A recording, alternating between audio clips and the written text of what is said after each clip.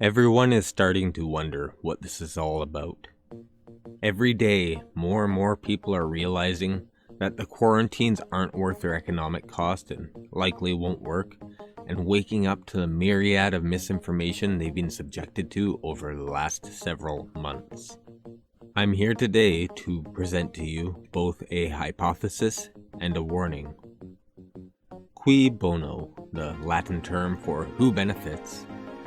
That is the principle that whoever has the most to gain from a set of actions is the most likely suspect to have perpetrated those actions that they benefited from. Now, this principle is highly flawed. It can misplace blame or misplace the motive. It can blame innocent people who benefited just by coincidence, or it can incorrectly identify what the benefits even were. Something like power is quite intangible. One frequent claim I come across regarding COVID and medications and vaccines is the claim that there's some profit-based motive on delaying the drug until there's a critical demand, or having the cure from the start. Now, this is extremely unlikely, in my opinion, for the whole list of reasons. Now, the first one to invent a new medicine is able to monopolize that product. That's the basis of patent law. There are many competitors in the market, pharmaceutical companies developing medicines and vaccines. Whatever the cure is, why wouldn't you want to be the first to release it? It's only then that you could dictate the price. 2, however much they make, it would hardly match the annual income for any of the existing major pharma companies, and it would not be worth the potential backlash of withholding cures or even being perceived to withhold cures. Profits are easier than dealing with the aftermath of tanking the global economy to attain those profits. And 3, the theory is already out there. Hydroxychloroquine works in theory before ever being tested due to its method of operation, which should logically slow or prevent viral replication. Many doctors discovered this independently because it's a logical deduction, part of a pharmacologist's basic education. If there was a cure, people would be speaking out about it, especially the thousands of lab techs whose experiments are suspended. Research into preventing antibiotics from causing deafness into children, that's suspended. And David, casting my mind back, we did speak in the studio towards the end of last year around your genetic screening test for deafness. Have you got any further updates for us on this? So I think since we were probably about the time, I imagine when I spoke with you, we were just about the time to CE mark that product. So we received our regulatory approval in December, and then we started our clinical trials or clinical evaluation for that in Manchester hospitals and Liverpool hospitals in January. So the intention of that trial was to test about 1,000 babies over 6 months.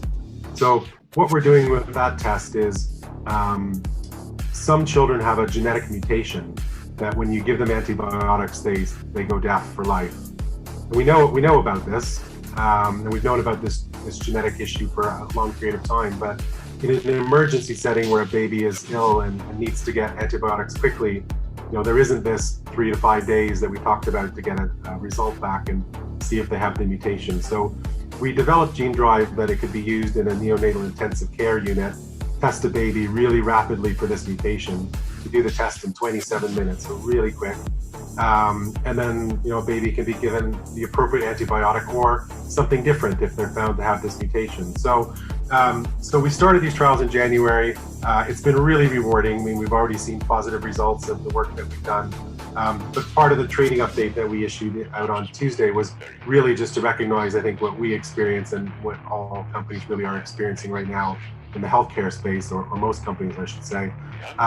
There is obviously a headwind on doing non-coronavirus testing right now. So Manchester Hospital continues to I think Liverpool is slowed down now, and really we're not sure when the trial will finish. So we've redirected our internal resources anyways around the coronavirus opportunity.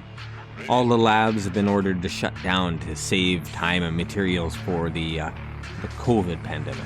And that's including a lot of multi-billion-dollar pharmaceutical companies who have $10 or $100 million pharmaceutical trials that are all on hold now. One specific claim has been that Donald Trump personally profits from the sale of hydroxychloroquine. The reality is that Trump has shares of an index fund that has a tiny portion of its shares in Sanofi Pharmaceuticals, who makes a brand name version of hydroxychloroquine. His financial stake is laughable, and if the people who believe in this conspiracy theory had any knowledge on the topic, they'd notice Sanofi is a publicly traded company, and it hasn't exactly exploded in value, at least at the time of this writing. If they buy their own conspiracy, why haven't they bought their own shares? Smart money isn't chasing this particular theory because hydroxychloroquine is no longer patented and is very cheap and widely produced. So if profit isn't the motive, what is? Eugenics. We've wondered for years now how vaccines would help to control the population level. But there is a method, and we may soon see its implementation. There are devices mankind possesses that are more deadly than nuclear bombs. Today, we're going to talk about what is likely the most dangerous device ever created by mankind. The gene drive. So, what is it that's causing this big attention to the whole notion of gene drives? What are gene drives? As illustrated here in image 8, gene drives are systems of biased inheritance in which the ability of a genetic element to pass from a parent organism to its offspring through sexual reproduction is enhanced. That's the technical definition. That's what's going on as far as the basic biology is concerned. So in terms of the image that you see on the screen here in Washington or elsewhere, on the left-hand side of the screen, you'll see classic what's called Mendelian inheritance, in which we see a trait passed from parents to offspring. And as you get even into the grandchildren and the great-grandchildren, you see the frequency of those genes remaining the same. In a gene drive inheritance system, you see, starting out with, as illustrated here, a mouse that's colored purple or really deep blue. As you go from one generation to the next, by the time you get to the third generation, you see all the individuals in the population are purple. All of them are bearing the trait that was driven through the population. So a gene drive is a process. A genetic change is able to spread through a population. It's a process by which you can drive a genetic change through a population. You spread a trait through a population by altering the expected rules of inheritance. The consequence is clear. The consequence could be the extinction of that population, certainly the reduction in numbers of individuals in that population, or even the extinction of a species in an extreme. It is therefore a powerful technology. It's a powerful technology representing the combination of these two features of basic biology in order to move these genes through a population. Now hang with me here. I'm going to be throwing out a lot of facts that will at first seem unrelated to the narrative I'm laying out before you. Aldous Huxley's brother, Julian Huxley, was founding director for UNESCO. He was a member of the British Eugenics Society, and he won a Planned Parenthood award for population control. And if you've seen my video about the World Wildlife Fund and the SAS and the Bilderbergs, you'd know that Julian Huxley being a founding member of the WWF might be the most troubling of all. And that's saying something for a man who signed the Eugenics Manifesto and answered the race question for UNESCO. Huxley differed from the biological and national viewpoint of his peers and approached it from a social engineering angle, concluding that immediate action should be taken to abolish racial and ethnic distinctions.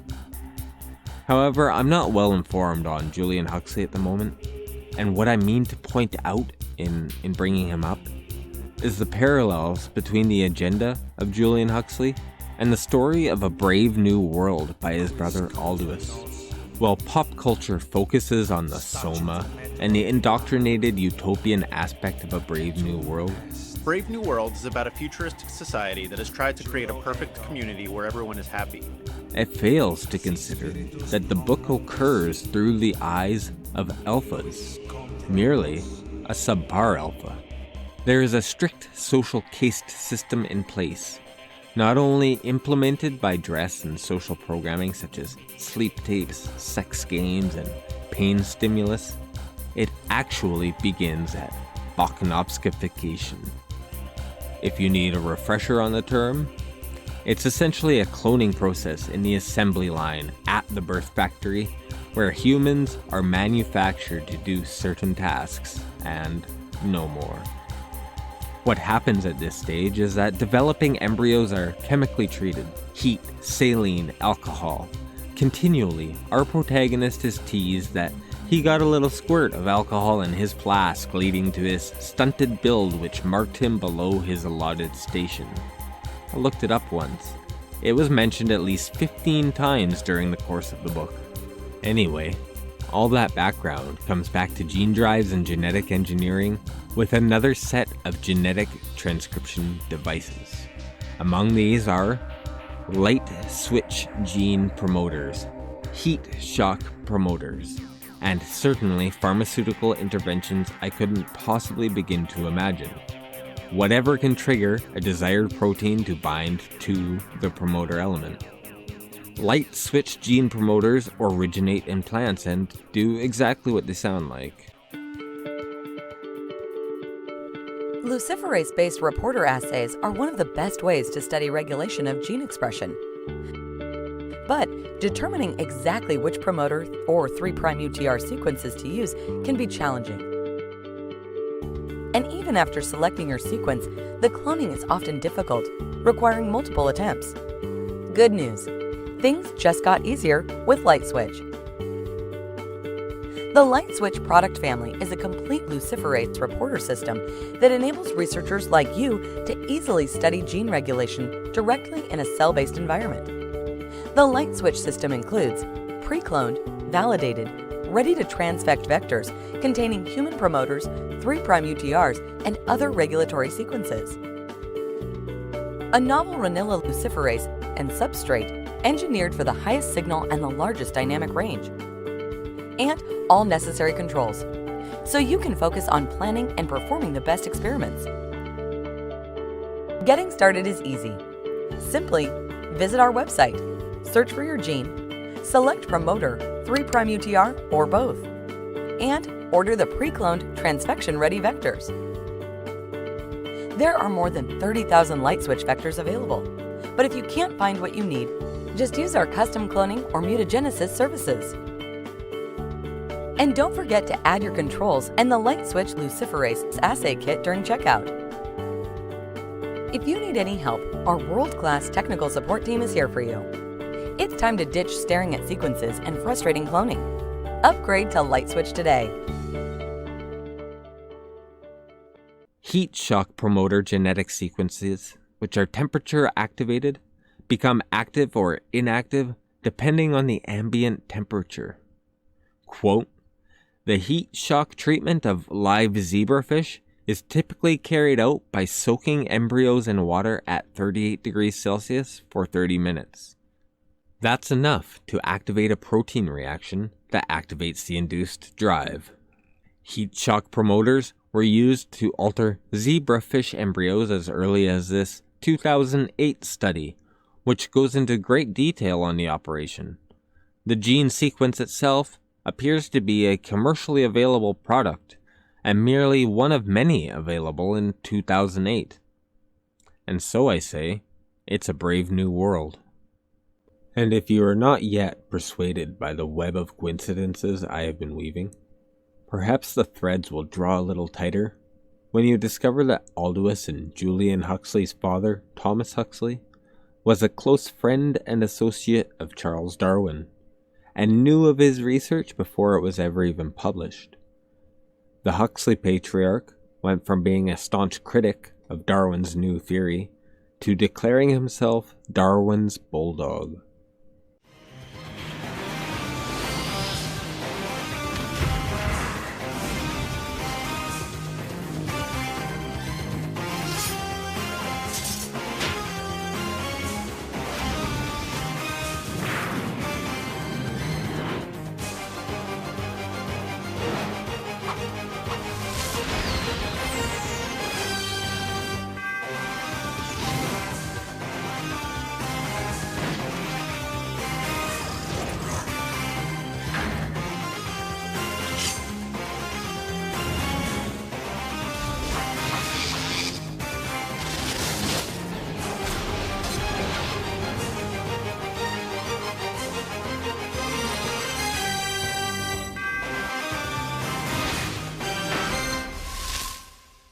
Returning back again to the eugenicist plot. Well, where is that now? I can't really just point in the general direction of the UN and quote Deus Ex at you. I think the government made the plague on purpose to get rid of the population growth. I guarantee you that the interrogation staff at UNACO will not be as forbearing as I am. Yeah, the secret police. It's all in the numbers. For 100 years, there's been a conspiracy of plutocrats against ordinary people. You have a single fact to back that up? 19 of the last 23 U.S. presidents have been members of the Trilateral Commission. The Trilateral Commission is financed by the Rockefellers and the Rothschilds. Don't tell me. That's a think tank. Anyone can become a member. But not everyone does. That's why they call it the secret government. We're gonna lock this guy away for a long time. Who's the scary one, huh? Me or you? Now, you can likely see where this is all going. The biological imperative is to survive and reproduce. It's what the predecessors of every living organism have done up to this point. The Darwinistic theory, coupled with the modern understanding of genetics, essentially combines into the concept of genetic legacy, the sort of connection a parent has to their children, their family, and so forth. This subconscious understanding was likely the foundation of the tribal systems that led to the creation of nations, with nations leading to the creation of ethnic identities. John takes them to see his mother. She's thrilled to see civilized people and tells them how awful it is on the reservation, with the women having babies all the time, and the people pair off into couples and only have sex with that person. Outside, John tells Bernard about his childhood in the village, and he remembers the time when some of the village women held his mother down and whipped her because she kept sleeping with their husbands. John's refusal to sleep with Lenina has Lenina thinking of him constantly. Finally, she decides to act and goes to his apartment. She marches in, and when John mentions marriage, she's horrified. She decides to take her clothes off and get him into bed. He becomes enraged and calls her a whore. Be gone, slut! Lenina runs into the bathroom to hide. John gets a phone call about his mother and leaves. Linda is at the hospital, and as John tries to speak to her, she keeps dozing off because she's on a high dose of soma. Making the situation worse, several young boys who are in the room for death conditioning keep gawking at her. Then Linda dies, and as John rushes out of the room, he shoves one of the boys over in a rage. Many fertility doctors seem to regard genetic legacy in much the same way, with many over the years having been discovered to have secretly used their own samples, sometimes to replace the supposed biological father. This is emotionally devastating to us, even when we don't have a firm grasp on the existential crisis that this means to our biological identities. While these are groundbreaking scientific advances, it often doesn't take long for a new technology to proliferate. At the very least, labs and research companies around the world currently have access to these technologies or could recreate them from the abundant literature. Every bit of these genetic engineering mechanisms is, of course, being designed and implemented by biologists, consummate Darwinists by training. Maybe the type of guys who write articles like this. And yet, a gene drive would allow you to blow Papa Genghis out of the water, even if it was only a vanity watermark to stamp an indelible legacy before your death. There are, after all, few other ways you will be remembered in 1,000 years, but that could well be one. And sure, a future society could potentially repair the damage of such a genetic terror attack, but it wouldn't prove so easy in the short term. One vital aspect of the gene drive is that it resists natural genetic mutation. This is done by sequencing the gene paired with other vital structures that lead to termination if mistranscribed. That is to say, if the gene drive gets moved or deleted, it will result in the host either becoming infertile or dying. At present, there are no guidelines that speak specifically to gene drives, and we'll discuss that in a few minutes. But relevant U.S. guidelines and technical documents are not yet sufficient on their own to guide ecological risk assessment for gene drive technology. This is a gap that we did identify. But we concluded that existing mechanisms of governance may be inadequate to address potential immediate and long-term environmental and public health consequences because they don't consider gene drives' intentional spread. They don't consider gene drives' potential irreversible effect on ecosystems. Often they lack clarity in the jurisdiction of their oversight and who it is that is responsible for which components of oversight. Most of them provide no structure for public engagement, and those that do have insufficient structures for public engagement. And they don't address the potential for misuse. It's one of the reasons why we are, the FBI has been engaging the amateur biology do-it-yourself bio community, sponsoring, undergraduate synthetic biology competitions, which are now leveraging CRISPR-Cas9 in their projects. The window of opportunity for engagement, it exists now, and we need to capitalize on it before that particular horse has left the barn. I mean, I think we're already at that point. This is Liz Heitman. This is Wayne Landis. I have a question. Go, Wayne. Okay, Wayne. So, the detection of the use of these materials, or the prevention of it, seems like it's going to be problematic because so many of the research laboratories can be dual-used. Whether it's an agricultural research area in some faraway place, something in the United States, it just seems to me the detection of the potential use of these materials in warfare, I think that's going to be a huge challenge. And you guys didn't address it too much other than saying we should be ethical. But from my experience working at the Edgewood Area Admiralty Proving Ground, I know this can be enormously problematic. My example is if you can make an organophosphate pesticide, you can make a chemical warfare agent. And to distinguish between those two things is very difficult. And I'd like to hear some of your comments on that. Ed, would you like to get it started? Sure, happy to. I mean, that really gets to the crux of the FBI's outreach efforts, is that we stand on the premise that the scientific community is already incredibly ethical and responsible. The challenges that and the need for the education component is providing security awareness. That the whole dual use argument is not going to be list-based, but it absolutely is going to be looking at intent. And it's very difficult and challenging for the community as it stands now that are not already under some sort of regulatory regime to be aware of what some of the security implications are. And that's why I stated early on that now more than ever at the undergraduate or even high school level, where some of these tools are becoming more accessible. The undergraduate or even high school level, incredibly ethical and responsible. And while Julian Huxley was a eugenicist at the international level, in the USA, the Planned Parenthood was born out of Margaret Sanger and the American Eugenics Society. It's at this point, viewer, where we get back to current year.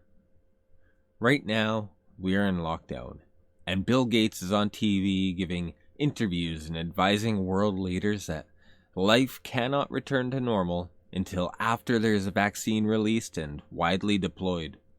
It is fair to say things won't go back to truly normal until we have a vaccine that we've gotten out to basically the entire world. And coincidentally,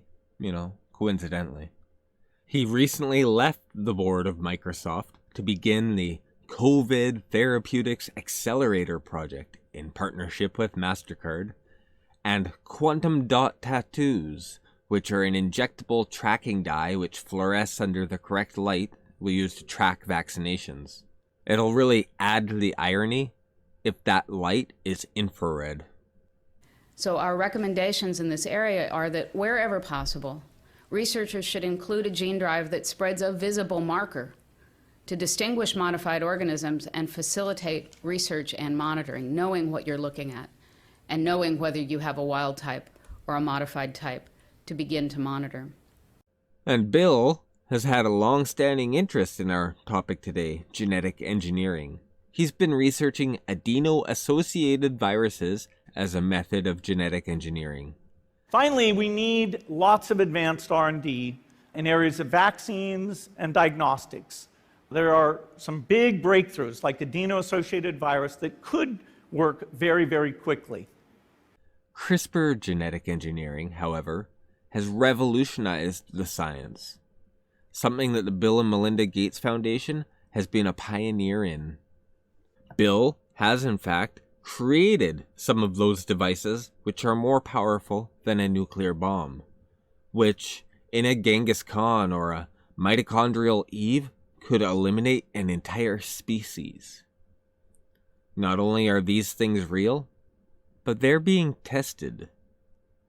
As far as appearances go, none of it is under the auspices of state governments, at least in the West. But all kinds of secret partnerships have occurred between government and corporations going back to Disney during World War II, and all the way into the modern era, with Disney all sorts of shit. The biodefense has always been a really interesting business for us, and we participated in a U.S. military procurement exercise that started, gosh, it must have been 5 years ago by now, with 3 other companies, and we successfully completed that. And we've been working with the military over that time to deliver gene drives so they could field test and evaluate them. But unfortunately, we've never been able in a position to really translate that for our investors around what that could look like. So, just this week we had a communication from the DoD that they intend to enter into a 3-year contract with us starting in the autumn, looking to procure about 500 gene drive systems and associated assays, which they will deploy for readiness purposes. As we talk about our capabilities as a company, not that many people really, get their products adopted by the U.S. military for this type of application. But this entire topic is a rabbit hole which I could make another entire video on. Suffice to say, we're talking hundreds, maybe thousands of companies are Department of Defense fronts or intelligence fronts or one of the other long-armed glow-in-the-darks. It is important to recognize that the Defense Advanced Research Projects Agency and the Bill and Melinda Gates Foundation contributed to the Foundation for National Institutes of Health and National Institutes of Health funding, and we're grateful to them. Now, several of the vaccines being proposed by Bill Gates use mRNA, like the one being made by Moderna. It's not a normal vaccine. It's a new and untested type of vaccine, which actually has strong scientific merit. It was my early bet for the first effective vaccine. Frankly, though, Bill has too many vaccines on the go to get into all of them, but the most likely candidates are also the most likely ones to be able to transcribe a gene drive. Now, a gene drive isn't necessarily easy to just dish out en masse, at least as far as I know. They have been used on mammals, but I don't know the fine details like how targeted the gene needs to be to the particular genome. Something like lab rats are fairly standardized. But if one did want to assay the human population for a cross-section of genetic sampling, so as to tune a gene therapy or a gene drive, well, there's no better tool than the COVID rapid antibody tests that were recently approved by the FDA, which use CRISPR to decode blood samples for viral RNA, and there's no telling what other data sets you can get from that same test. The perfect way to minimize adverse reactions and thus to prevent social resistance to the injections or forcible vaccinations. And with that type of information, you could target all sorts of undesirable groups fairly specifically. The issue with Gates's obsession with vaccines, as I'm sure you're aware, is his views on population control. The benefits there in terms of reducing sickness, reducing the population growth, it really allows the society a chance to take care of itself once you've made that intervention. So let's look at each one of these and see how we can get this down to zero. Probably one of these numbers is going to have to get pretty near to zero. That's back from high school algebra, but let's take a look. First, we've got population. The world today has 6.8 billion people. That's headed up to about 9 billion. Now, if we do a really great job on new vaccines, healthcare, reproductive health services, we could lower that by perhaps 10 or 15%. For years, we've all wondered how vaccines would reduce the population growth. Gene drives now give us a solution to this problem. Not only a solution, but an ethical solution. You wouldn't need to kill a single person. A kind and compassionate genocide through genetic abortion for a man whose father was head of Planned Parenthood.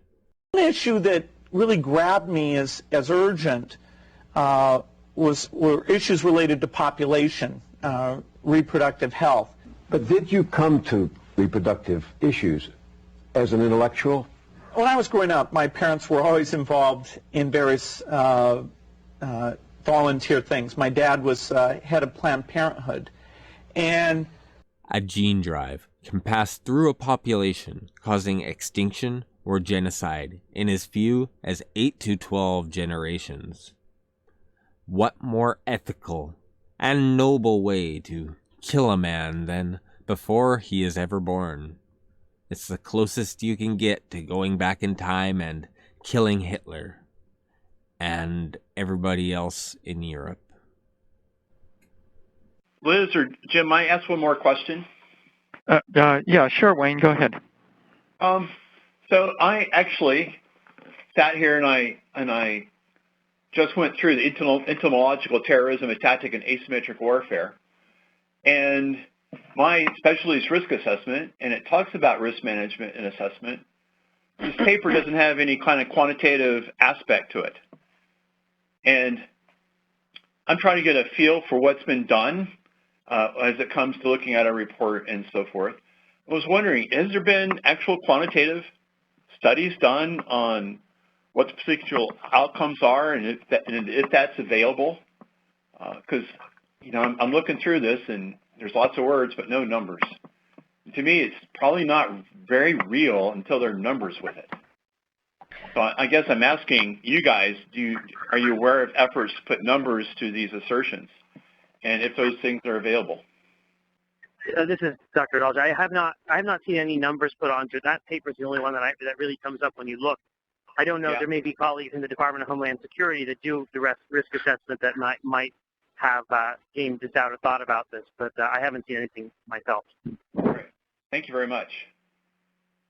Right, and this goes back to my the project that the FBI did jointly with the National Academies, the fact that there is right now no effort to do not only what you're asking, to put numbers to that specific scenario, but just taking a step back and doing an overarching assessment on what the impacts are on something like gene drives or other similar types of applications. But all this defamation of character I'm doing against poor Bill. What did Bill Gates ever do? What evidence is there, besides the implications of his research, that would show that he may be on a personal eugenics crusade, rather than just developing revolutionary medicines that heal the poor and the dying?